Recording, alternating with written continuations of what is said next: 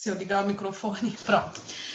Eu também acho que dá. A gente já tem uma quantidade de pessoas legais.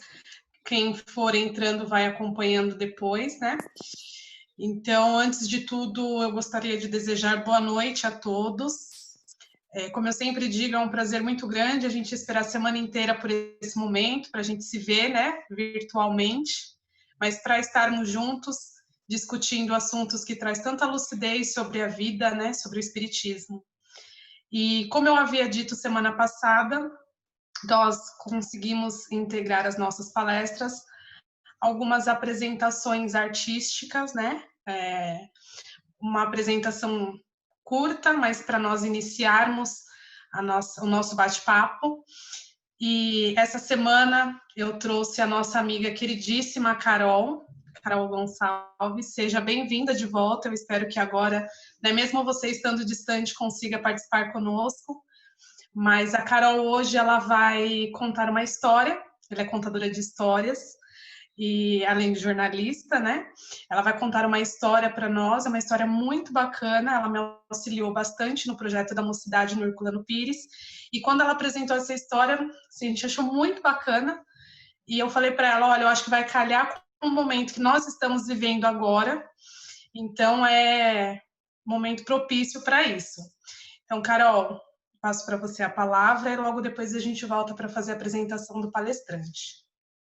Legal, pessoal, boa noite. Obrigada pelo convite. É muito bom ver vocês de novo. Agora eu estou tão longe, eu não estou mais aí na Penha.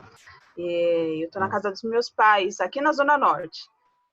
E continuo estudando várias outras coisas. E é bom reviver esse momento que no centro a gente era muito próximo, todas as atividades, a mocidade espírita que a gente tentou fazer deslanchar. Então é um prazer muito grande. Obrigada pelo convite, Camila, e espero que vocês gostem da história. Na verdade, eu não vou contar, eu vou ler, tá? A história se chama O Anel. Houve uma vez um rei que disse aos sábios da corte: estou fazendo um lindo anel e quero manter oculto dentro dele uma mensagem que possa me ajudar em momentos de total desespero e que ajude meus herdeiros para sempre. Tem de ser uma pequena mensagem que caiba sob o diamante do anel. Todos os sábios do reino procuraram o que poderia atender ao pedido do rei, sem encontrar nada que fosse tão curto e completo ao mesmo tempo. O rei, então, resolveu consultar um antigo criado, por quem ele tinha um grande respeito. Não sou sábio, nem erudito, nem acadêmico, mas conheço a mensagem, disse calmamente o criado, e lhe entregou um pedaço de papel. Antes que o rei abrisse, no entanto, disse que havia uma condição: de abri-lo somente quando tudo falhar, quando não conseguir encontrar uma saída, quando não houver mais nada a ser feito. Esse momento logo chegou. O país foi invadido e o rei perdeu o reino. Ele fugiu em seu cavalo para salvar sua vida e seus inimigos o perseguiram. Ele estava sozinho e os perseguidores eram numerosos. Em sua corrida, o rei chegou ao fim da estrada. Em frente tinha um precipício e um vale profundo. Era o seu fim. Ele já podia ouvir os cavalos dos inimigos se aproximando. De repente, se lembrou do anel, removeu o diamante, pegou o papel e lá encontrou uma mensagem muito valiosa, que simplesmente dizia: isso também passará. Quando leu aquilo, sentiu um grande silêncio em sua mente, e seu corpo soltou todas as tensões. Foi então que percebeu que não ouvia mais o trote dos cavalos dos inimigos. Talvez eles tenham se desviado ou se perdido na floresta. E com um grande suspiro de alívio, o rei sentiu-se profundamente grato ao criado. Essas palavras se provaram milagrosas. Então ele dobrou o papel colocou de volta no anel e reuniu seus exércitos para reconquistar o reino. E no dia em que ele entrou novamente na cidade vitorioso, houve uma grande festa com música e dança. E ele se sentiu muito orgulhoso de si mesmo. O velho criado, que estava ao seu lado nesse momento, disse: está na hora também de olhar a mensagem do anel. O rei não entendeu. Agora era vencedor. As pessoas celebravam a sua volta. Não estava desesperado. Foi então que o criado explicou: essa mensagem não é apenas para situações desesperadas. É também para situações prazerosas. Não é só para quando você é derrotado. É para quando você se sente vitorioso também. Não é apenas para quando você é o último. É também para quando você é o primeiro. Com isso, o rei abriu o papel e leu novamente: isso também passará. E mais uma vez sentiu a mesma paz, o mesmo silêncio, mesmo em meio à multidão que celebrava e dançava. E, esvaziado de julgamentos, dissolveu o orgulho e o ego. E assim compreendeu que tudo passa. Nenhum estado, nenhuma condição, nenhuma emoção é permanente. Como estudamos no Espiritismo, esse corpo não é o que somos, mas o que estamos nessa vida. Se nem esse personagem que nos permite viver as experiências aqui na Terra é permanente, quem dirá as situações que ele vive?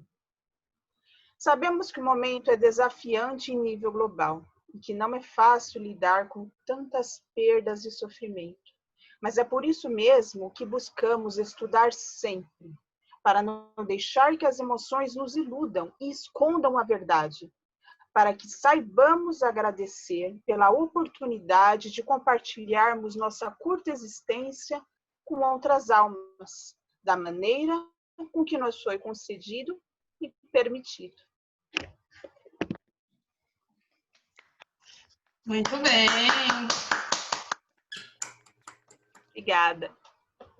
É realmente muito, muito bacana essa história, se a gente refletir que é a realidade, né? A gente não se pega pensando nisso, a gente se deixa levar pelas emoções, pelo medo, pelo desespero, enfim. E para mim essa história veio num momento muito delicado, a Carol deve se lembrar bem. E desde então eu e minha família, depois que tomamos conhecimento dessa história, passamos a usar essa frase: isso também passará. Então, seja nos momentos difíceis, seja nos momentos bons, a gente sempre lembra dessa frase que traz a gente de volta para a consciência, né? Para o amor ao próximo, enfim. Então, Carol, muito obrigada pela lindíssima história. Espero que todos tenham gostado. Eu gostaria de propor agora que o Mauro fizesse a apresentação do palestrante da nossa noite. Pode ser, Mauro? Tudo bem, com satisfação. Queria, antes de tudo, comentar que Plínio Paulo Leiva de Lucca é amigo nosso, como ficou muito claro aí para quem foi chegando e vendo o tititi inicial. É dos anos 70 que a gente se conhece, quando éramos muito jovens, participávamos de Mocidade Espírita na região da Penha, e é muito gostoso lembrar que o Plínio participou de tudo aquilo, que o Plínio mostra muito bem o que construímos nos anos 70, no bairro da Penha e arredores, naquela época.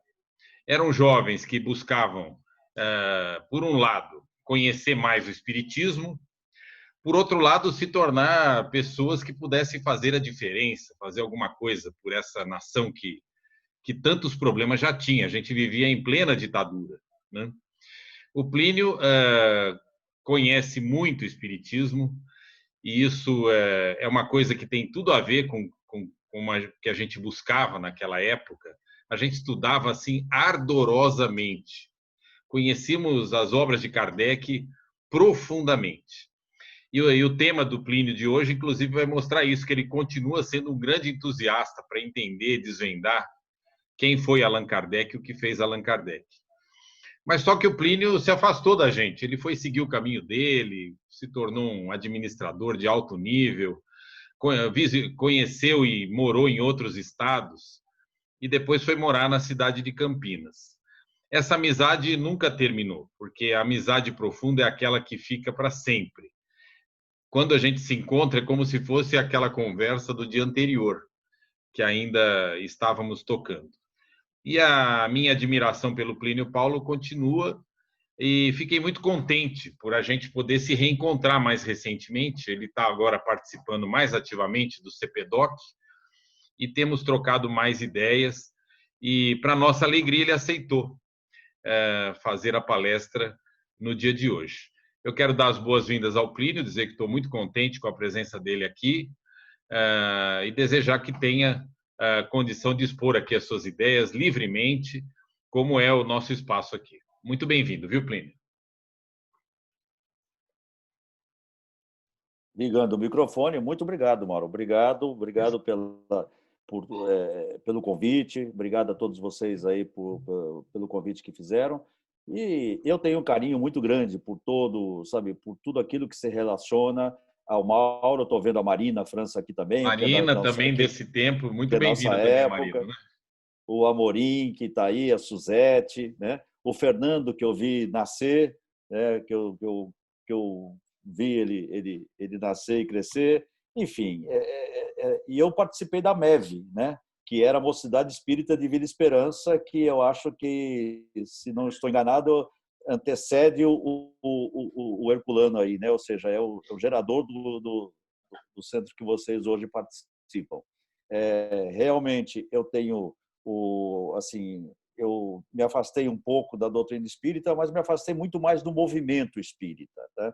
Teve uma época, inclusive, que eu não me assumia como espírita, não porque eu não acreditasse nos princípios espíritas, não porque eu não tivesse, a certeza e a convicção dos princípios espíritas, como está descrito por Kardec ali na introdução do Livro dos Espíritos, mas muito mais pela prática espírita, ou seja, por aquilo que eu via que tinha se tornado o espiritismo, por aquilo que tinham feito do espiritismo.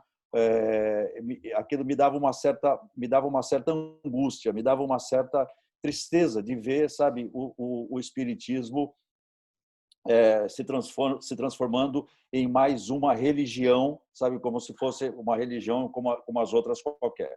Eu quero hoje falar para vocês, eu vou fazer o seguinte, eu não sei se todo mundo está no mesmo,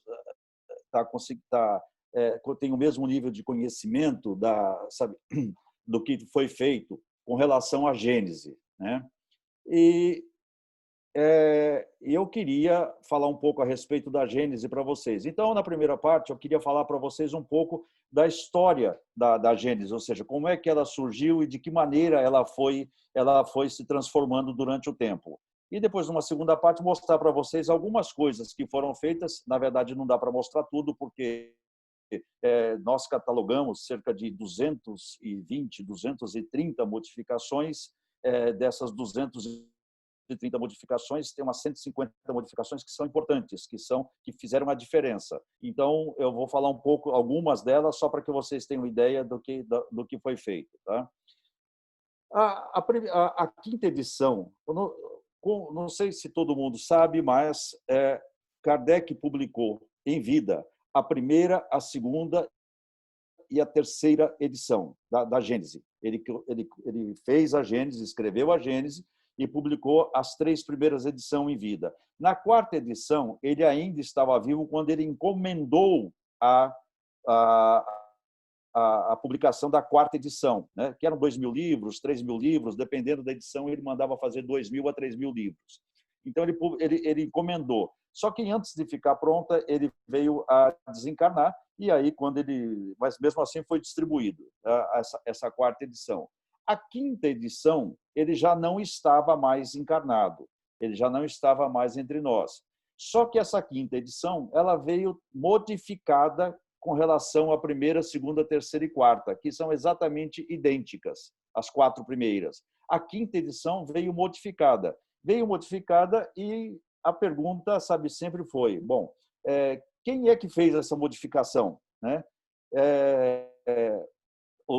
A pessoa que fez, sabe, que era responsável, assim que Kardec veio a desencarnar, que era responsável por todas as edições, por tudo aquilo, disse que foi Kardec que fez, né? E disse que Kardec era o responsável por todas as modificações. A esposa de Kardec, a Amélie, os Delany, o pai e filho, o Alexandre e o Gabriel Delany, o Leon Denis, a Berthe Fropo, que era uma pessoa que participava bastante, era amiga da Amélie, todos eles questionaram essa mudança porque não concordavam com a tal da mudança. Com a morte de Kardec em 31 de março de 1869, né, e a Gênesis, primeira edição, foi publicada em 6 de janeiro de 1868, ou seja, não foi muito tempo desde que ele escreveu e publicou, ele só teve ali 1 ano e 2 meses de vida junto com a Gênesis, né?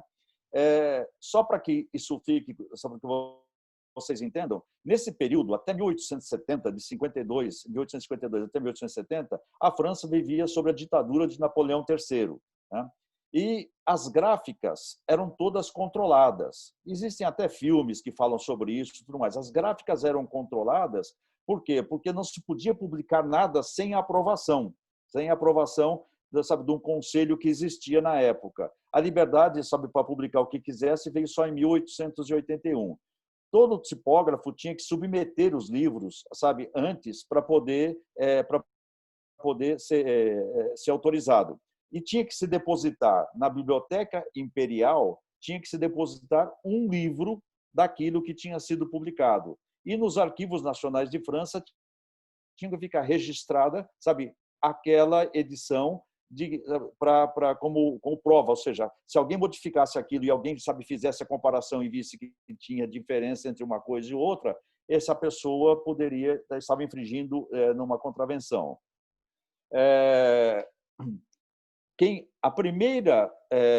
O primeiro registro no Arquivo Nacional de França foi no dia 7 de outubro de 1867, ou seja, alguns meses antes de se lançar a primeira edição da Gênese, né? E foi feito pelo Roger Freret, que era o dono da gráfica lá. No dia 4 de janeiro de 68, foi depositado na biblioteca, 2 dias antes do lançamento do livro, foi depositado na Biblioteca de França um livro para que ficasse lá como prova da situação. No dia 4 de fevereiro de 68, foi informado, ou seja, um mês depois, quase um mês depois que foi lançado o livro, a Gênese, Kardec pediu para fazer uma segunda edição de 2.000 livros e disse o seguinte: não tem modificação, tá? É exatamente igual. Ele era obrigado a dizer isso, porque senão e o Kardec era uma pessoa que respeitava todas as leis, ele não ia infringir lei nenhuma com relação a isso. Em março de 68, Kardec anuncia a terceira modificação também, isso está registrado na Revista Espírita, sem modificação. A quarta edição, também em 1868, sem modificação, de 2.000 livros. A quinta edição, como eu já disse, foi lançada em 1872, tá? Modificada, né? Kardec morreu, então, no dia 31 de março de 1869. Ele não participou do lançamento da quarta edição, mas ele escreveu a quarta edição, ou seja, ele mandou para a gráfica. Naquele tempo, só para que vocês saibam também, não é como hoje que nós temos o computador, que você pode fazer as modificações e falar, bom, está modificado, salva o negócio e manda para a gráfica. Não, naquele tempo você tinha que escrever aquilo tudo, em letrinhas de chumbo, né? Passar aquilo para um determinado produto, que normalmente eles faziam aquilo lá em cera ou gesso, e depois fundir as letras as páginas de acordo com aquilo que tinha sido montado. Era montado letrinha por letrinha, né? Então não era um trabalho fácil. Então não dava para alguém dizer que na quarta edição Kardec tinha modificado, até porque a quarta edição está publicada, está registrada e não tem nenhuma modificação, né? Bom, quando Kardec veio a desencarnar, um mês depois, ou alguns dias depois, não um mês, mas 10 dias depois, foi eleito 7 membros de uma comissão diretiva para tocar a Sociedade Parisiense de Estudos Espíritas, que são essas pessoas que estão aí, esses nomes que estão aí. O Mallet era o presidente. O Mallet, ele já tinha uma certa discordância de Kardec. Mallet já não concordava com algumas ideias de Kardec, né? E depois de 3 meses depois que ele assumiu a presidência, ele veio a pedir demissão porque havia uma pressão muito grande para que ele não fizesse as mudanças que ele queria fazer, né? As mudanças que o Mallet queria fazer eram mais mudanças doutrinárias. Só para que vocês tenham uma ideia, naquele tempo Kardec, num certo momento, ele era meio PSDB, né? Assim, meio, como a gente diz hoje, ele era meio em cima do muro. Por quê? Porque tinha algum grupo de pessoas que queria que Kardec, por exemplo, fizesse, como um exemplo, fizesse um ritual de enterro, né? Porque as pessoas naquela época tinham o ritual de enterro da Igreja Católica, né? E precisavam dar conta para a sociedade e falavam o seguinte: ó, escuta, vem cá, Kardec, nós precisamos, os espíritas, também ter um ritual, né? Ter alguma coisa. E eles queriam criar uma bandeira que colocasse em cima do caixão, dizendo que o cara era espírita e assim por diante. E o Kardec nunca topou isso. Até que Kardec escreveu, sabe, esse negócio, por exemplo, sobre visitar os museus para fazer homenagem aos mortos, vamos fazer homenagem a um determinado morto. E ele escreveu um texto sobre isso, dizendo que, olha, é bom a gente visitar porque é uma despedida, mas veja bem, isso não é, sabe, isso não tem tanto assim importância por causa do que isso, por causa que os espíritos não estão precisando disso de certa maneira. Ou seja, ele fez um texto para justificar uma coisa que era para agradar pessoas que estavam afim e pessoas que não estavam afim, né? Aí a Amélie Baudet, nesse momento, ela fez o seguinte: ela viu que não ia funcionar, porque todos os direitos dos livros que Kardec escreveu pertenciam a Kardec, né? Os direitos comerciais, os direitos dos recursos oriundos desses livros. E isso passou para a Amélie, quando o Kardec veio a desencarnar. E aí ela criou uma sociedade anônima de Caixa Geral e Central do Espiritismo, tá? Que era, na verdade, uma empresa que ia controlar todas as vendas, as publicações e as vendas dos livros escritos por Kardec e ela pagaria todos os funcionários e o que sobrasse ela daria para a Sociedade de Estudos Parisienses, para essa nova sociedade, Sociedade Anônima de Caixa Geral do Central do Espiritismo. Bom, os fundadores dessa sociedade foram o Deslian e o Taillet, que foram as 2 pessoas que tomaram a frente. E tinha lá outras pessoas participando do conselho. O Bitar era o responsável pela livraria, que era onde se fazia a distribuição dos livros e tudo mais.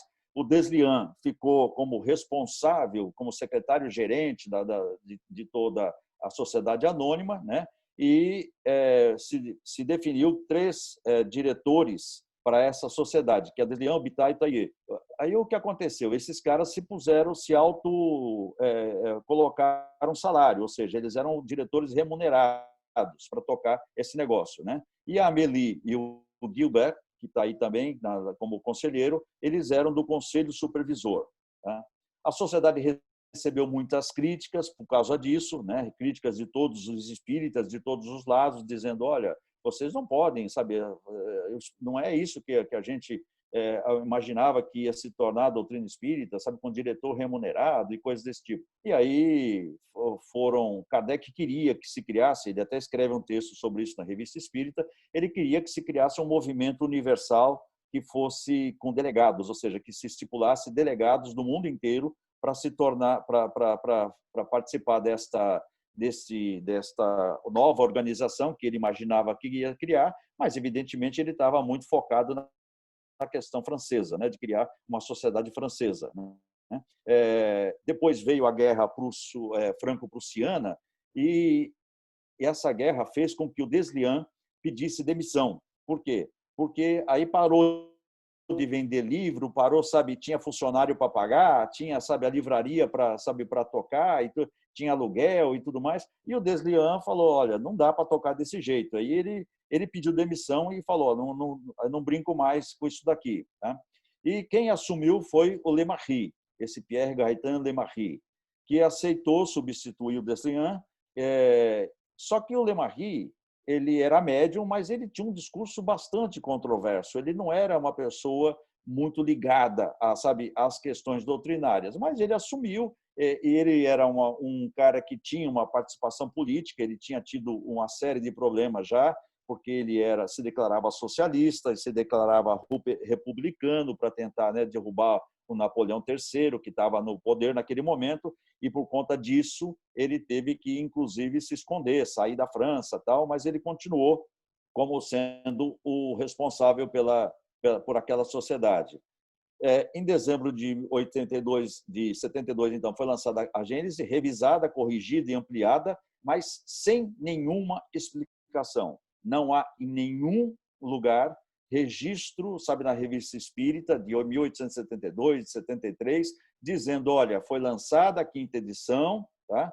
Porque Kardec sempre falava, estamos lançando a 1ª edição, estamos lançando a 2ª edição, sabe? Era sempre no finalzinho de cada mês da Revista Espírita, ele, quando ele tinha um lançamento, ele colocava ali o lançamento. Então, não existe nenhuma menção desse lançamento. E aí, em 73 também, em outubro de 73, mudaram o nome da sociedade para Sociedade para a Continuação das Obras Espíritas de Allan Kardec, Sociedade Anônima de Capital Variável. Tá? Por quê? Por que fizeram isso? Porque aí o Lemarri assumiu, inclusive, né, o controle da Revista Espírita, ou seja, a Revista Espírita não precisava mais passar por nenhum conselho, por nada. A Revista Espírita era uma coisa como se fosse propriedade dele. Tá? E, só que para vocês terem uma ideia, o Lemarri, em fevereiro de 1874, na Revista Espírita de fevereiro de 1874, que nós não conhecemos no Brasil em português, porque não existe a tradução dela aqui, mas existe ela em francês, ele incentiva a prática da mediunidade paga. Né? Ele diz que a mediunidade é um serviço como outro qualquer e que teria que ser pago. Né? Ele tinha lá os interesses dele. O Lemarri foi preso, não foi preso porque ele era socialista, nem nada, ele foi preso porque ele começou a divulgar na Revista Espírita umas fotos de um determinado sujeito que tirava as fotos e dizia que nessas fotos saíam os espíritos dos familiares das pessoas. Tá? E aí ele tirava a foto, mas era montagem. Depois se descobriu que era uma montagem que se fazia, e se fazia uma entrevista antes, se descobria, sabe, determinados fatos, como são as cartomantes, como são essas pessoas que fazem adivinhação hoje. Eles faziam lá uma certa pesquisa, e aí ele batia uma foto, sabe, e criava na foto um certo e dizia, olha, tá vendo essa pessoa que aparece aqui atrás? Essa pessoa é o seu pai que você está tanto querendo falar, entendeu? Ele estava presente, ele estava isso aqui. Ele vendia essas fotos, e o nosso amigo aí, Lemarri, era um dos divulgadores desse negócio. E quando o cara foi preso, ele foi preso junto também, porque ele era sócio. Descobriram que ele era sócio do camarada. Cada vez que o cara ia lá, alguém ia lá, tirava a fotografia, ele ganhava um dinheiro também. Tá? Bom, em dezembro de 1882, né, fundou-se a União Espírita Francesa, tá? Com Leon Denis, com Gabriel Delany, com Camille Flammarion, com Alexandre Delany, com todos os espíritas considerados os espíritas históricos e tudo mais. E foi criado também o jornal O Espiritismo. Nesse evento, contou-se com 400 pessoas, 400 espíritas vindo de várias partes, né? A maior parte da França, mas veio gente da Bélgica, veio gente da Itália, veio gente da Espanha e assim por diante. E se criou aí a União Espírita Francesa, que existe até hoje e está lá presente. Bom, a Berthe Froppot, como eu disse, que era muito amiga da Amélie, né?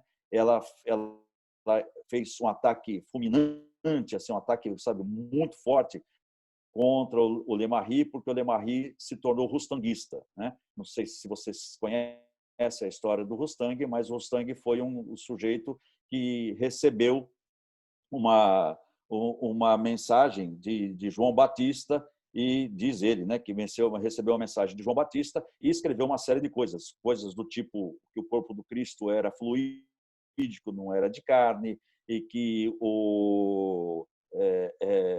e que havia uma certa predominância de pessoas de uma determinada casta que eram mais que teriam mais vantagens do que outras, ou seja, um pouco racista, né? Enfim, e Albert Foucault, em 84, publicou um livro chamado Un beaucoup de lumière, que é um pouco de luz, né? Um pouco de luz, mostrando as contradições de Rousseau. O Saussure, que foi um biógrafo de Kardec, ele escreveu em 1883 todas as incoerências, mostrando todas as modificações feitas na quinta edição, né? E ele escreve um artigo chamado Uma Infâmia, onde ele encontrou 126 passagens modificadas, tá? Hoje já se sabe que tem mais do que as 126, né? Talvez as 126 são as que ele considerou sendo as mais relevantes, né? E assim por diante. Bom, vamos acelerar aqui para poder passar para, acho que a parte que mais interessa a vocês, que é saber que mudanças foram essas, né? Em 84, a Revista Espírita publica um longo artigo dizendo que Rousseau estava que Kardec não havia feito aquelas afirmações, tá? Aquelas alterações, porque Kardec pagou todas as matrizes um pouco antes de desencarnar, e como é que depois ele falou, sabe, como ele não, um mês antes de ele desencarnar, ele mandou um mês e pouco antes dele desencarnar, ele mandou para a Gráfica a 4ª edição. Por que é que ele faria as alterações, né? Sendo isso tudo são alegações que se faz, tá? Como é que ele faria essas alterações? O Deslian afirma, então, que Kardec modificou na 4ª edição, falou, não, Kardec fez isso na 4ª edição. Bom, foi recuperada a 4ª edição, e não é verdade, a 4ª edição é exatamente igual à primeira, a segunda e a terceira, a quinta que é diferente. Tá? Por que seria interessante para o Deslian que a 4ª fosse a edição modificada? Porque Kardec estava vivo ainda na 4ª edição, né? Depois, assumiu uma pessoa que teve uma importância muito grande no desenvolvimento desse processo todo, que é o tal do Guarin, o Guarin, que disse o seguinte, que ele era um cara rico e ele começou a financiar a sociedade anônima, e ele era muito amigo do Rustang, né? E aí, então, a Revista Espírita virou totalmente rustanguista, tá? Bom, e a história continua. Só para terminar, muita gente acha que a Revista Espírita acabou no 12º ano, né, com o desencarne de Kardec, né, em 1869. Não é verdade. A Revista Espírita continuou até 1916, parou em 16, voltou à circulação depois, por conta da Segunda Guerra e tudo mais, parou até a Segunda Guerra, e em 1947 ela voltou a circular. O Alexandre Dumas pegou a Revista Espírita em 1971 e levou até 1976, enfim. E depois eles, juntaram as revistas, que é publicada até hoje com esse nome aí, Renétré 2000.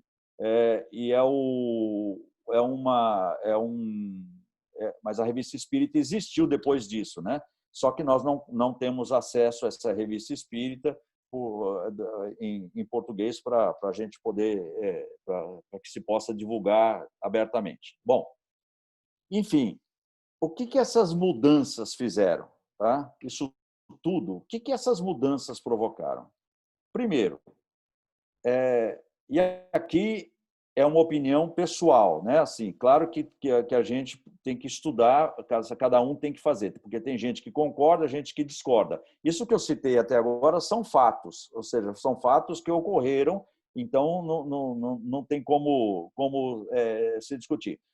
A entonação que se pode dar com relação a um determinado fato é que pode mudar a narrativa, né? Mas a mística é uma constante na quinta edição, ou seja, as modificações sempre foram no sentido mais místico, no sentido mais de contemporizar com determinadas ideias, determinados pensamentos religiosos. Tá? Então, todas as modificações, a gente nota que teve sempre uma tentativa de ser mais aceita, de ser mais cordata com relação para as pessoas que estavam lendo. Kardec, eu acredito, né, que Kardec não ia se tornar místico no final da vida dele, então não vejo muito sentido. Algumas passagens mudadas estão integralmente também na Revista Espírita, é verdade, tá? Algumas coisas que foram modificadas, que foram incluídas, tá? Eram coisas que Kardec escreveu na Revista Espírita, mas, por outro lado, ele não colocou na primeira edição. A gente sabe que a Revista Espírita, Kardec utilizava muito para fazer determinados testes, né? Ele colocava a ideia, mesmo que ele não sabe assim, ele tinha dúvida, ele colocava a ideia e depois, como ele via que não havia a concordância universal dos espíritos, ou então a maior parte dos espíritos não achavam que aquilo era viável, e ele tinha lá as pessoas que mais influenciavam ele, nas questões científicas, por exemplo, apesar de discordar bastante de Kardec, mas Camille Flammarion era uma das pessoas que Kardec gostava muito e consultava, né? O Alexandre Delany, que era o pai do Gabriel Delany, também era uma pessoa que ele consultava bastante, e consultava muito São Luís, né? Vários trechos da Revista Espírita, a gente vê ele perguntando diretamente para São Luís o que São Luís acha disso, daquilo outro. Bom, vamos lá. Por exemplo, né, no capítulo 1, no item 36, na questão do racismo, né, foi excluído esse texto aí. Está todo mundo vendo o texto, né? Não está cortando nada, né? Não, beleza. Os homens nascem inferiores apenas pelo corpo. Pelo espírito, eles são iguais e livres.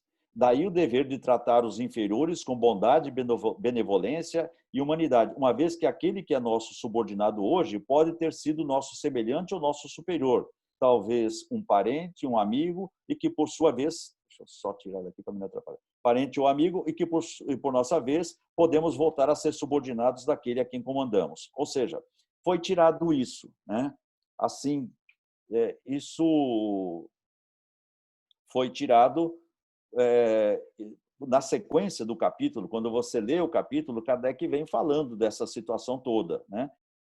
E aí Kardec vem e coloca essa frase com bastante esse parágrafo com bastante ênfase, destaque, como se fosse o fechamento do item 36. E alguém foi lá e tirou isso de lá. Pode ter sido Kardec, que mesmo que tirou, para alguns foi Kardec, para outros foi alguém que mexeu na obra dele. Mas me parece que esse trecho seria interessante ter ficado, né? Porque, em que pese que aqui fala, os homens nascem inferiores e subordinados apenas pelo corpo, né? Aqui pode ter uma interpretação de racismo também, nesse início dessa frase, né? Desse pedacinho aqui. Mas o resto todo, ele me parece que é importante para fechar o conceito que Kardec vinha falando no capítulo 1, no item 36, a respeito do racismo, exatamente. Depois... Opa, acho que eu pulei 2 aqui. Isso. Depois, no capítulo 2, eu estou só colocando alguns, tá? Na verdade, eu não vou colocar todos, porque eu passaria até amanhã de manhã aqui falando para vocês das 200 e tantas alterações, mas eu vou colocar algumas só para exemplificar. No capítulo 2, no item 23, quando fala de Deus, foi excluído esse trecho aqui, ó. Mas os espíritos, por mais elevados que sejam, são criaturas limitadas nas suas faculdades, seu poder e o alcance de suas percepções, e não saberia, sob esse aspecto, aproximar-se de Deus. Entretanto, eles podem nos servir de ponto de comparação, aquilo que o espírito só pode restrito e tal. Deus, que é infinito, o faz nas propriedades indefinidas.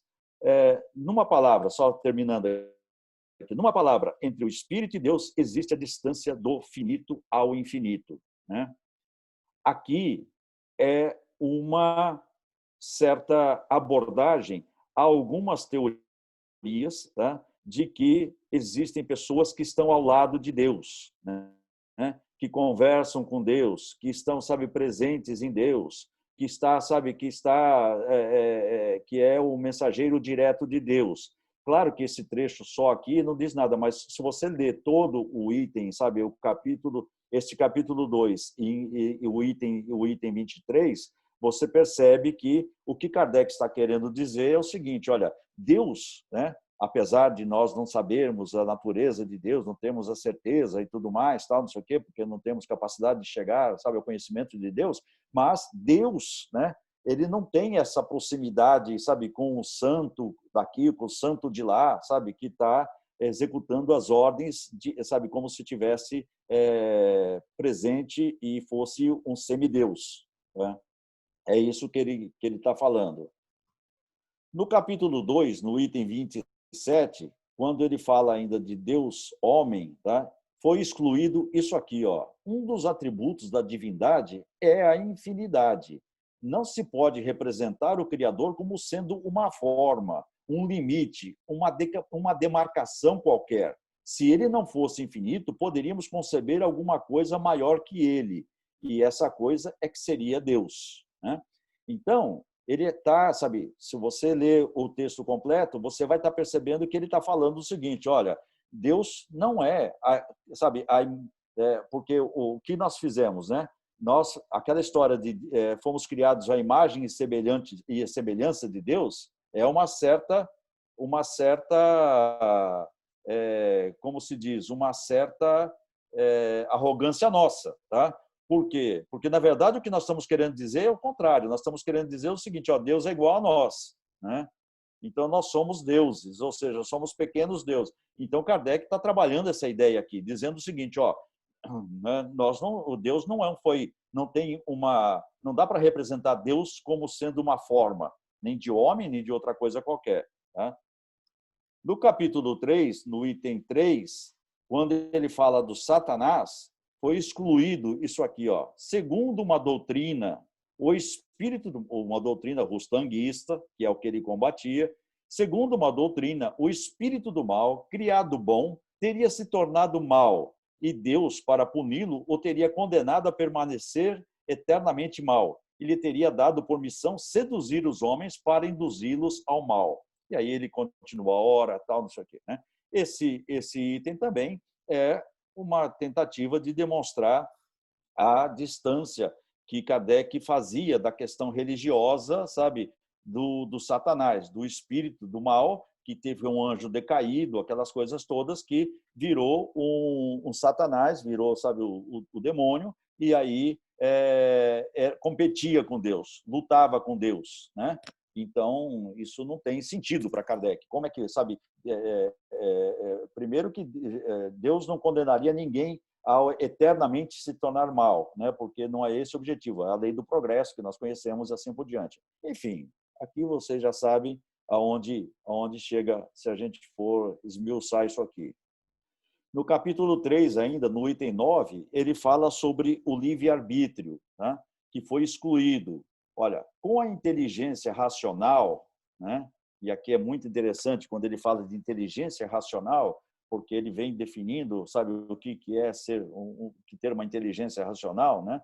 Que ele fala das religiões e tudo mais. Com a inteligência racional nasce o livre-arbítrio, o qual o homem usa à sua vontade. Só então começa para ele a responsabilidade dos seus atos, né? E aqui ele vai discorrer isso aqui tudo, falando inclusive das questões, sabe, de voltar atrás dos animais, sabe, dos animais terem livre-arbítrio, enfim, ele está fazendo todo um conjunto de análise aqui que também é bastante interessante e que foi excluído isso, sabe, foi excluído esse item todo, não só essa frase que eu estou colocando, mas todo o item que demonstrava a opinião de Kardec, a ideia de Kardec com relação a essa atitude que nós temos de assumirmos a responsabilidade a partir daquele momento que temos a nossa consciência, que temos o direito de tomar decisões.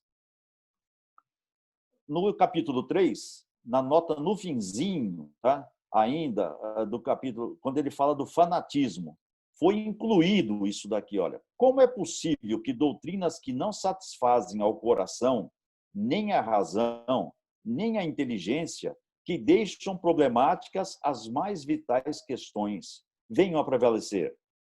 O progresso das ideias matará o materialismo como matou o fanatismo. Kardec era muito inteligente para saber que não tinha matado o fanatismo nenhum, né? Que o fanatismo continuava existindo e existe até, inclusive, no meio espírita, mas existe fanatismo espalhado por tudo quanto é canto aí. Então, o progresso das ideias matará o materialismo como matou o fanatismo. Não, não matou nada. Então, isso aqui foi incluído também meio que sem sentido. No capítulo 4, no item 2, na religião, quando fala de religião, foi excluído esse item aqui. A religião era, então, um freio poderoso para se governar os povos se curvavam voluntariamente diante das forças invisíveis em nome daqueles que os subjugavam e dos quais os governantes se diziam ter seu poder, quando não se faziam passar por equivalentes a esses poderes, né? Enfim, ó, e aqui embaixo, ó, ela não poderia ser questionada, e menos ainda as ordens do soberano. Daí o princípio da lei cega e da obediência. Então, a religião, quando ele fala a religião, ele está desenvolvendo todo um conceito, um conjunto de ideias, tá? Em que ele mostra que nós, espíritas, né, o espiritismo, se distanciou desse conceito de religião, que era o conceito de religião, que era um freio poderoso e que não podia ser questionado. Pelo contrário, Kardec nos propõe o questionamento, Kardec nos propõe o livre pensar, Kardec nos propõe que nós tenhamos as nossas dúvidas e que nós nos perguntemos sempre. Então, aqui me parece, sabe, bastante clara a distância que Kardec fazia. E esse item foi excluído totalmente, né? Não só esse pedacinho, mas foi excluído o item todo. Também ainda no capítulo 4, no item 15, quando falando da religião, ele diz o seguinte, olha, ele não poderia ser de outro modo. Cada religião pretende possuir sozinha toda a verdade, uma descrevendo-a de um jeito e outra descrevendo-a de outro, sem dar provas de suas afirmações o suficiente para reunir a maioria. Diante da indecisão, o homem se volta para o seu presente, ou seja, presente, e aí ele conclui que o presente é o materialismo. Enfim, ele aqui, mais uma vez, ele está mostrando, sabe, que ele está, sabe, questionando a religião. E foi um item excluído, foi totalmente excluído também esse pedaço aqui. No capítulo 14, quando ele fala dos fluidos, tá? Foram feitas várias alterações. Eu não vou se não coloquei todas aqui, mas foram feitas várias alterações, tá? De mudanças de pedaço e tudo mais. Uma coisa que ele já tinha consolidado, tá? Num estudo que ele fez na Revista Espírita de 1866, ele fez um longo texto escrito Introdução ao Estudo dos Fluidos, tá? E isso foi praticamente isso que ele transportou para a Revista Espírita, para a Gênese, tá? Então, ou não sei que Kardec tenha mudado de opinião, ou então alguém achou que sabe que não estava certo aquilo e fez as alterações que achou que deveriam fazer, tá? Mas tem modificações aqui, sabe, distorcendo um pouco das ideias, não das ideias, mas se distorcendo um pouco da sequência que Kardec deu para essa introdução do estudo dos fluidos aqui. No capítulo 15, no item 34, que fala dos porcos, né, que fala assim que espíritos, que Kardec questionando, sabe, essa ideia de que pessoas, que já até foi Jesus, né, que falou que voltariam como porcos. E aí ele diz o seguinte, ó, aliás, seria difícil explicar a existência de tão numeroso rebanho de porcos num país onde esse animal era tido em horror e não ofereceria nenhuma utilidade para alimentação. Bom, esse texto foi incluído, né? Foi incluído e foi, de certa forma, equivocado, porque havia determinadas. Vocês sabem que os judeus, na época de Jesus, eles eram de várias tribos diferentes, né? E haviam tribos que comiam porcos, sim, que tinha o costume de comer porcos e que criavam porcos, tá? Mas os porcos, para a maioria do judeu, eram um animal imundo. E foi por isso que Jesus utilizou essa expressão. Mas não significa que não existisse o animal, né? E aí, então, foi uma inclusão que está deslocada com relação à história. No capítulo 15, no item 67, e eu já ainda tenho tempo. Ainda no capítulo 15, no item 67, foi excluído o corpo de Cristo, que esse é o mais famoso, que todo mundo cita, né? Quando foi excluído um item que Kardec questionava a ideia de que Jesus não tivesse um corpo de carne. Rustang falava que o corpo de carne, o corpo de Jesus, era fluídico, né? E foi por isso que no terceiro dia, quando ele desencarnou, ele desapareceu lá. Lembra que ele sumiu o corpo, ninguém sabia onde estava o corpo, né?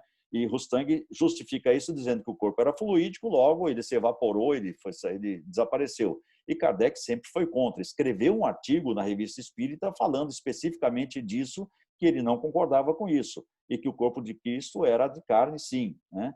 Então, esse item que falava disso foi excluído. Alguém foi lá e excluiu porque não gostava desse item. O capítulo 17, no item 54, que fala de Jesus, foi excluído o seguinte, que era tratado por uns como louco e de possuído por Satã, por outros. Eles não poderiam compreender um rei sem palácio e cujo reino não fosse desse mundo. Ou seja, Kardec aqui estava falando de Jesus, né? Que Jesus era considerado pelos fariseus como louco, como possuído pelo Satã e assim por diante.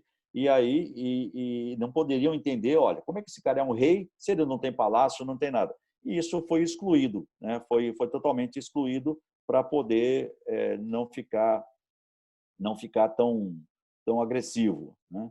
No capítulo 18, no item 5, o capítulo 18 também foi muito modificado, tá?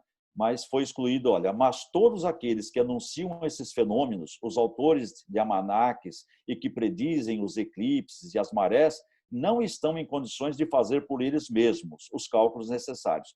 Kardec está condenando aquelas pessoas que faziam previsões, dizendo, o mundo vai acabar em 1900 em 2000 e não sei o quê, o mundo vai acontecer isso, vai ter uma catástrofe e tal, não sei o quê. Kardec estava dizendo, isso não existe, sabe? Os espíritos não fariam isso, até porque nós temos o livre-arbítrio, nós temos a capacidade de mudar. Como é que alguém 50 anos, sabe, ou 100 anos antes, pode dizer o que os homens vão fazer lá na frente? Nós podemos, sabe, nós estamos a todo instante modificando as coisas, mudando o mundo, sabe, mudando as atitudes todas, e, portanto, não dá para dizer que isso vai acontecer. Esse item foi totalmente excluído. Por quê?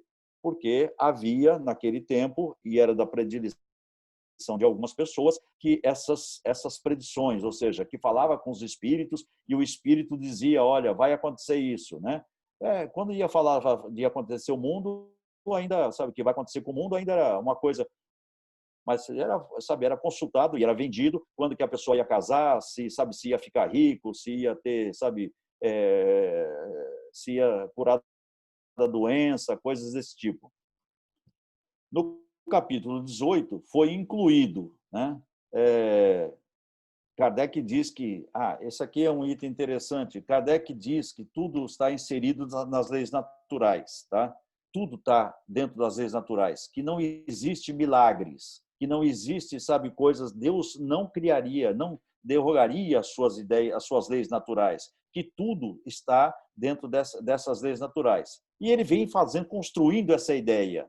De repente, incluíram um artigo do Arago, que foi um cientista, né, e que Kardec até admirava bastante, mas que Kardec não colocou na primeira até a quarta edição e apareceu na quinta edição, dizendo o seguinte, olha, falando não, exatamente o contrário, falando, olha, portanto, dizer que seria sinalizado por fenômenos extraordinários, os terremotos, várias pragas, sinais dos céus, que não são mais do que meteoros e tudo mais. Ou seja, Arago acabou aqui sabe, mistificando toda uma situação. E como exemplo, né, foi colocado, inserido uma nota no final desse capítulo 18, no final desse item do capítulo 18, que fala das Ilhas Maurícias. Né? A Ilha Maurícia foi o seguinte, teve um pouco, na época de Kardec, as Ilhas Maurícias tiveram um surto de malária. Hoje se sabe que é malária, naquele tempo não se sabia.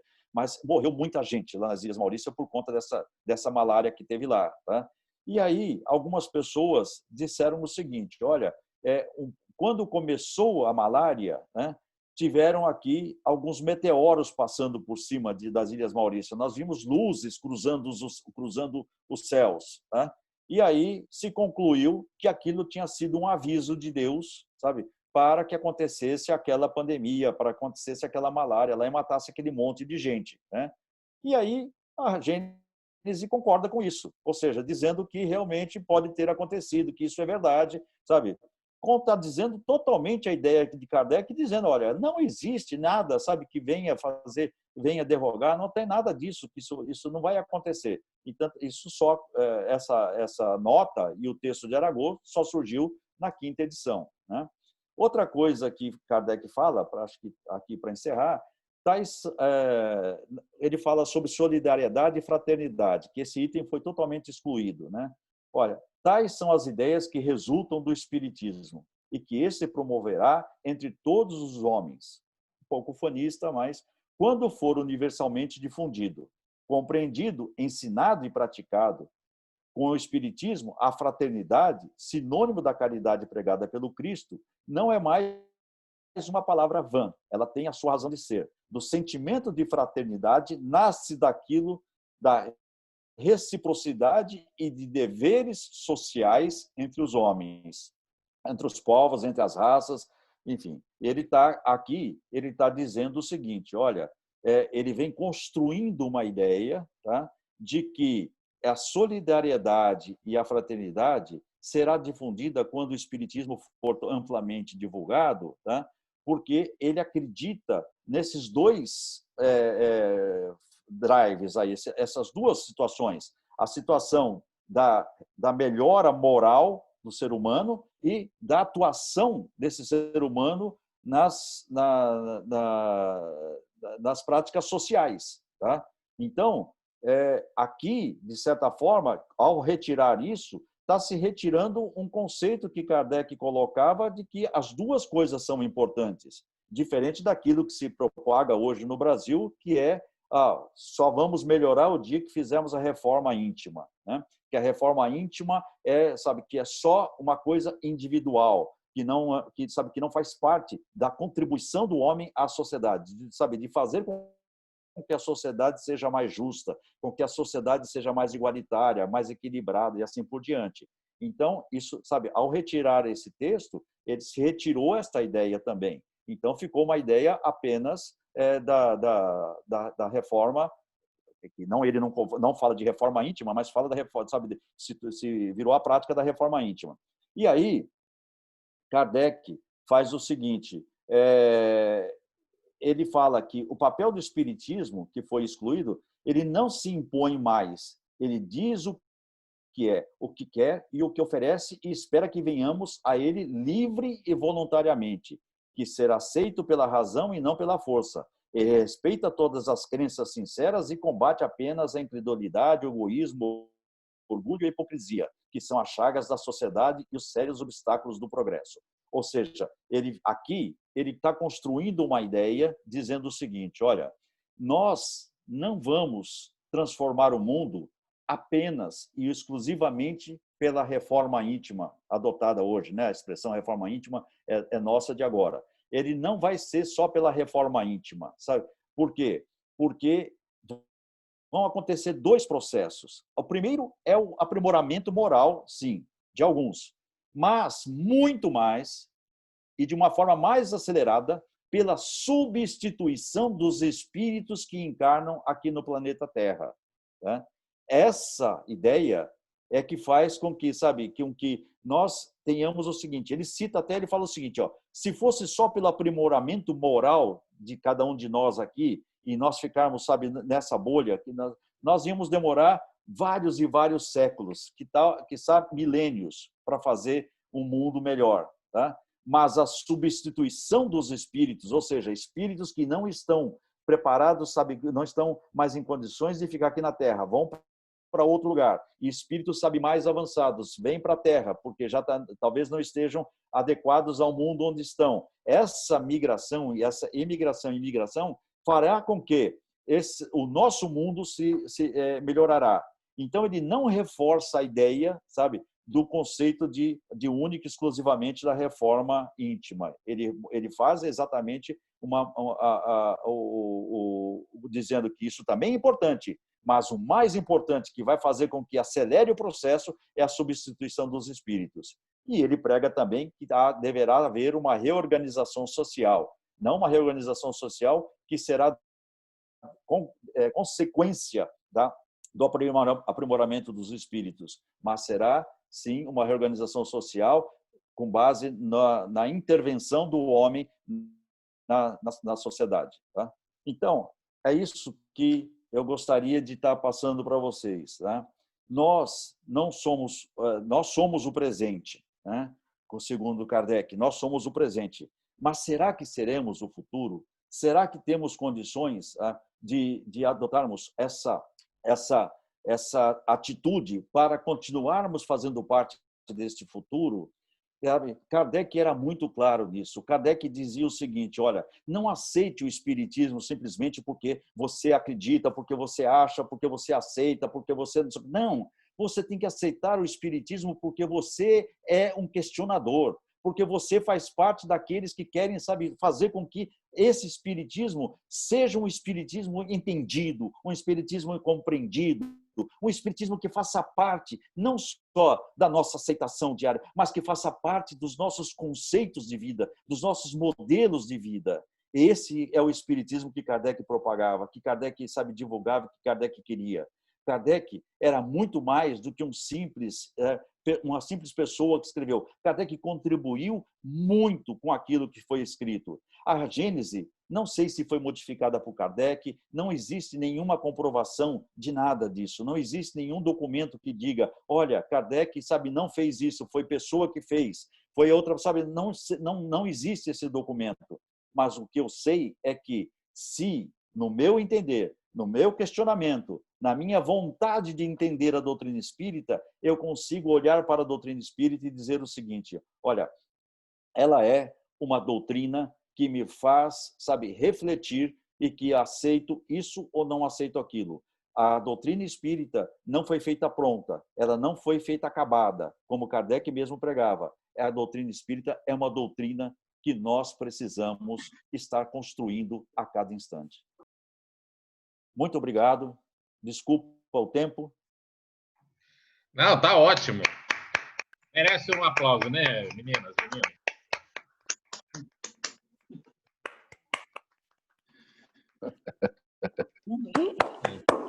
Temos um tempinho aqui para algumas questões, Plínio, Paulo.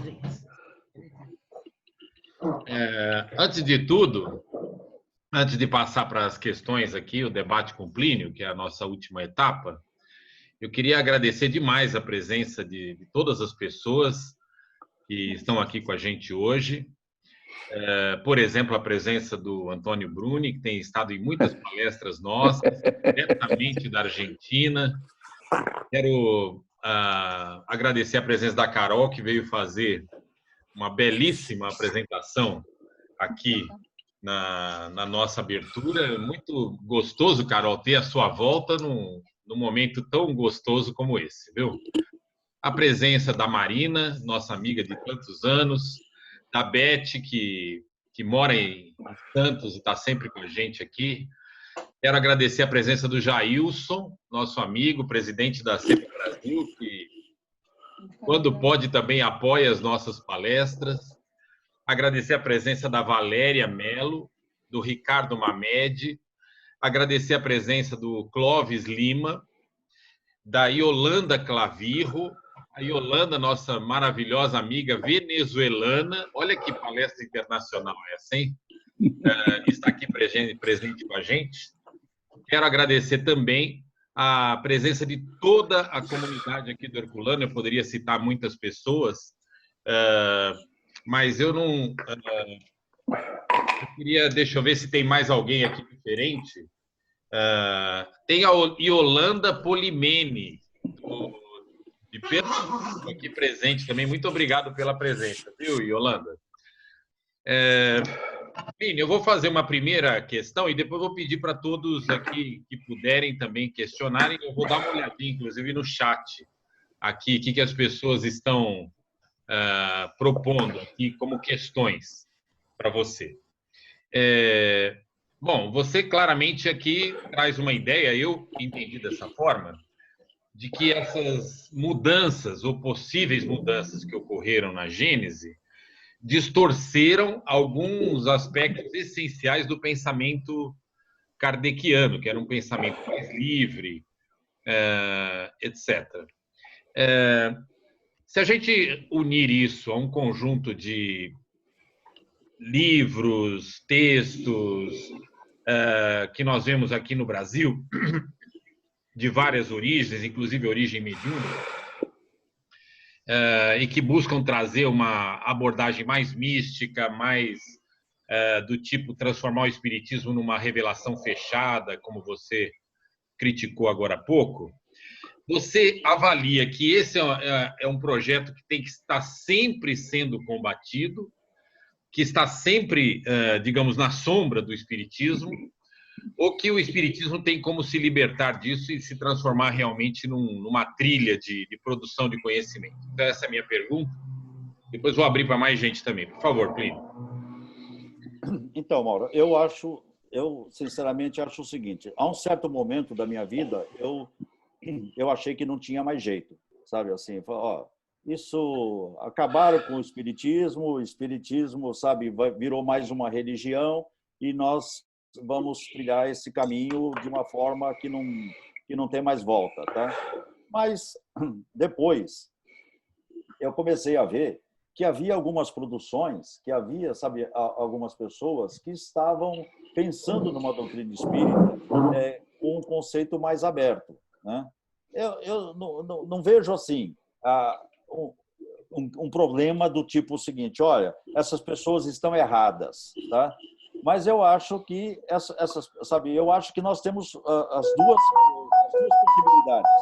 A possibilidade de sermos críticos, de termos, sabe, uma criticidade maior com relação a esses tópicos todos, e não só da Gênese, tá? Tem coisas, por exemplo, que precisam ser melhor desenvolvidas no próprio Céu e Inferno.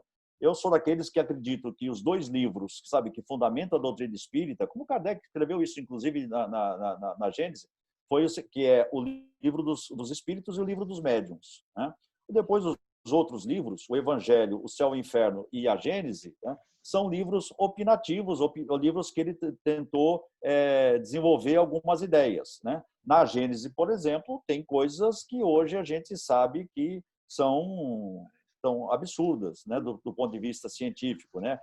Aquele capítulo Uranografia, que é o capítulo 5 da Gênese, é um capítulo que é fantasioso e foi escrito por Galileu, segundo Kardec escreve. Foi escrito o médium foi Camille Flammarion e o espírito foi o Galileu. E tem coisas ali que são extremamente equivocadas do ponto de vista científico, mesmo para a época, tá? Porque a gente costuma dizer sempre o seguinte: olha, a doutrina espírita, o Kardec escreveu com conhecimento científico da época. O conhecimento científico da época, por exemplo, quando ele fala do capítulo 6, né, ele realmente ele fala, sabe, da Terra e tudo mais, ele era o conhecimento científico da época. Algumas coisas hoje estão superadas, mas era o conhecimento científico da época, então Kardec tinha razão de estar escrevendo aquilo. Mas o capítulo 5, que fala da uranografia, que fala, sabe, a respeito da Lua, dizendo que metade da Lua tinha uma densidade, a outra metade tem outra densidade, né? A gente hoje sabe que isso não existe, por conta ele queria justificar, Galileu queria justificar por que a Lua não muda de face para a gente, está sempre com a mesma face voltada para a Terra, né? Hoje já se sabe que é por outra razão. Mas, enfim, eu sinto que nós hoje temos a possibilidade de ter, sabe, pessoas que estão pensando além não, o objetivo aqui é não dizer, ó, fulano está errado, o fulano sabe, não, mas é entender aquilo, sabe, e poder avançar, porque senão a gente não vai, sabe, não vai avançar nunca. Quer dizer, imagina o seguinte, imagina que quando alguém desenvolveu uma teoria em química, por exemplo, lá no ano 1700, se não houvesse nenhuma mudança, sabe, se não houvesse nenhum avanço científico nesses anos todos, né, nesses 320 anos, sabe, nós estaríamos parados em 1700 ainda, né, com relação a isso. Então, eu acho que a doutrina espírita passa por isso também, passa por uma necessidade de a gente fazer uma reflexão sabe, de entender. Por exemplo, né, André Luiz. Né? André Luiz precisa ser estudado, precisa ser compreendido, ser, sabe, cotejado. E perguntado, sabe, aos espíritos, perguntado, sabe, ó, vem cá, e tal coisa, o que você acha disso e tudo mais. Senão a gente não sai do lugar, vai ficar parado em 1857, quando saiu o Livro dos Espíritos. Muito bem, vamos abrir aqui. Eu quero agradecer também a presença de algumas pessoas que eu não citei, o Amorim e a Suzete, que conhece o Plínio também já desde os anos 70, né? Você tem alguma pergunta a fazer para o Plínio, Suzete? Vamos ver se a Suzete aparece aqui para... Oi, Mauro. Não tenho. Você tem, Amorim? Amorim tem. No momento, não. Não? Como não? Estava perfeito, Plínio. Explicou tudo direitinho. Obrigado pela presença, viu, Suzete, Amorim. Temos aqui a presença também do Maurício, do Fernando, muita gente boa aqui. Está aberto, gente. Quem é que gostaria de fazer alguma pergunta? Temos alguns minutos ainda. Mauro, tem alguma coisa no chat? Não, perguntas acho que não tem, né? Deixa eu ver se eu perdi alguma aqui. Olá, Plínio. Oi, Jacília. Eu queria te perguntar o seguinte, se você tomou conhecimento da informação de que teria sido descoberto um outro livro, A Gênese, depois desse estudo feito, especialmente pela Simone Privat. Eu soube, tem um livro que foi publicado na Bélgica, né? Dizem que foi publicado na Bélgica e que seria uma edição foi publicado enquanto Kardec estava vivo, tá? E foi publicado na Bélgica com as alterações que, sabe, da quinta edição, né? Mas não se comprova isso, ou seja, na época era muito confuso, sabe, toda essa questão, porque só para você ter uma ideia, não vai longe aqui, né? Desculpa, deixa eu só te cortar. Na verdade, o que eu queria perguntar mesmo é se você já teve acesso a algum estudo sobre essa obra e se tem alguma evidência da autenticidade dela. Então, olha, a obra está sendo procurada pelo Charles, que é o presidente da União Espírita Francesa, tá? Ele está atrás dessa obra e parece que tem um único volume na biblioteca lá da Bélgica, numa das bibliotecas lá da Bélgica, tem um volume desse. E ele está buscando isso para tentar encontrar. Mas não se sabe se isso é realmente uma publicação que foi feita, sabe, antes de Kardec, porque pode ter sido, naquele tempo, pode ter sido o seguinte: alguém pegou a quinta edição, tá? E falou o seguinte: ó, essa aqui é igual à quarta edição, tá? E aí foi publicado lá como quarta edição, tá? Então não se sabe, né? O que se busca hoje é entender através das cartas de Kardec, dos manuscritos e tudo mais. Mas eu acho muito difícil, sabe, alguém achar alguma coisa desse tipo, porque é o seguinte: o Delany, o Alexandre Delany, sabe, o Gabriel Delany, o Camille Flammarion, a Beth Fropo, a Amélie, tá? Todos eles juram de pé junto que não, sabe, Kardec nunca falou disso. E Kardec comentava tudo com eles, sabe? Assim, trocava ideias, perguntava e tudo mais. E Kardec nunca falou, sabe, dessas alterações com nenhum deles. Então, é por daí que se baseia. Mas, agora, veja só, Kardec, sabe, não escreveu lá, na 5ª edição, não está escrita, não sei se foi Kardec, foi outra pessoa, mas Kardec fez isso a mesma coisa no Livro dos Espíritos, né? Só que ele estava vivo. Só que ele fez o registro de todos os livros alterados. Tá? Então, quando você vai na Biblioteca de França, você encontra lá a 1ª edição, com 500 perguntas, a 2ª edição modificada, a 3ª edição, e assim até a 12ª edição. Na 13ª edição, ele diz o seguinte, ó, não tem mais modificação, e publicou mais um monte de edições depois. Então, mas ele não escreveu ali, sabe, olha, edição revisada. Há um conjunto de indícios que autorizam a concluir que seria muito difícil, né? É que caiu bem no momento do desencarne dele, e aí, sabe, de assumir o Deslian, depois assume o Lemarie, sabe, e aí há uma confusão aí. Mas o fato é o seguinte, hoje o grupo mais avançado, existem vários grupos estudando essas modificações. Grupos que estão preocupados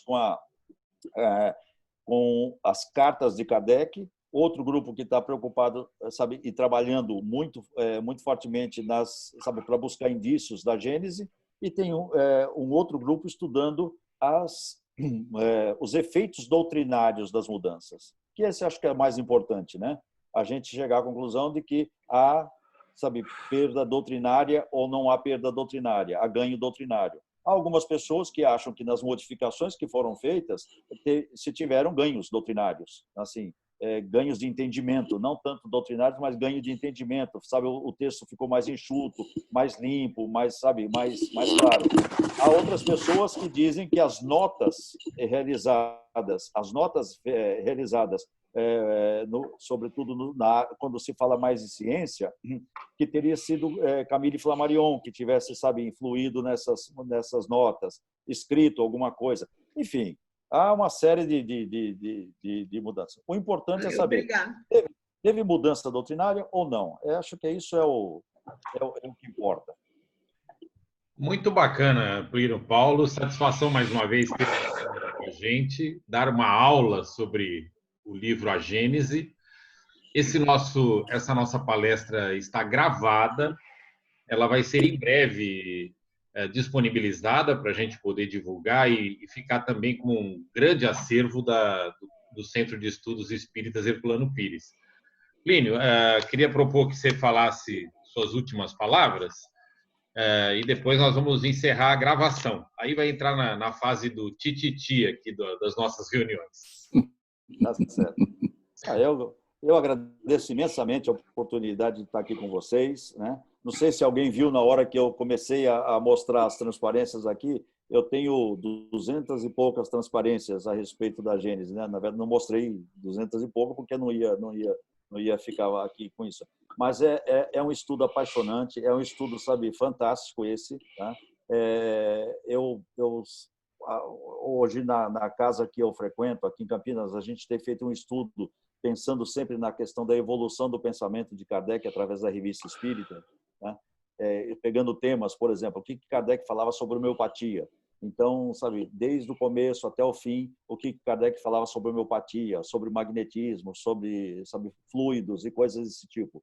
E a Gênese é sempre um livro muito interessante, muito, sabe, muito enriquecedor do ponto de vista da cultura, junto com a Revista Espírita. Mas eu agradeço muito, sabe, a possibilidade de estar aqui falando com vocês. Para mim, é um prazer, é uma alegria estar falando sobre esse assunto e espero sempre, sabe, poder estar aqui com vocês na quinta-feira. Eu vou estar sempre que possível aqui com vocês também, participando. Na quinta-feira passada, viu, Camila? O Mauro fez uma ampla divulgação, até colocou, sabe, publicou nos jornais de grande circulação nacional aí, que ele estava fazendo a palestra. Tenho certeza disso. Paguei. Enfim, mas é um prazer estar aqui com vocês, um grupo bastante agradável, e vou estar sempre aqui com vocês toda quinta-feira, quando possível. Muito obrigado, gente. Legal. Obrigado. Obrigado, Plínio. Devolvo a bola para Camila. Só anunciar antes, Camila, antes do encerramento, que na semana que vem nós vamos ter a palestra do Rogério de Mesquita Espínola, nosso irmão também, e vai falar sobre o tema Os Lugares de Nossas Vidas. Olha, bacana, hein? Muito bom. O seu Rogério Espínola, o retorno. Gente, é sempre um prazer imenso esse momento com vocês. Cada semana que eu participo das palestras, dos nossos bate-papo, eu fico mais maravilhada, mais apaixonada pela filosofia espírita, mais vontade de aprender a gente tem, né? E eu espero que todos sintam esse mesmo desejo de estudar, de aprender. Então, com isso, eu convido todos vocês hoje presentes para a semana que vem não perderem a palestra do Rogério. Vai ser muito bacana. Só pelo tema já deixa a gente, né, cheio de dúvidas. Como o Mauro disse, as palestras estão sendo gravadas, então quem perdeu depois pode acompanhar. Eu gostaria de agradecer a todos, desejá-los uma boa noite e uma ótima semana. Bem.